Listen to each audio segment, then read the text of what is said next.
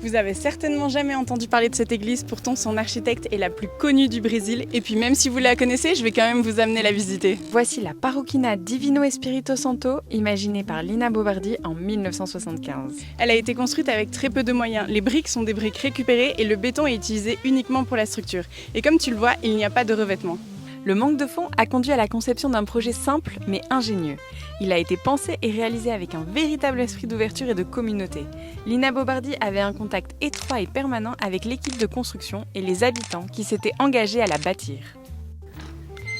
Et ce sont 3 volumes cylindriques qui s'entremêlent et chacun a une fonction bien différente. Il y a un premier cercle pour l'église, un autre pour les chambres des religieuses, un troisième pour un espace de rassemblement et à l'extérieur une zone de loisirs. Et même le clocher est cylindrique.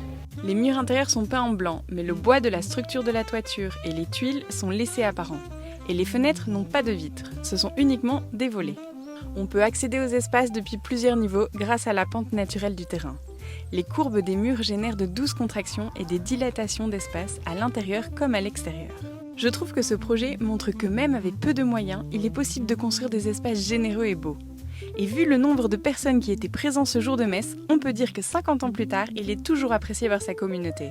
J'espère que cette visite t'a plu et abonne-toi pour plus d'architecture!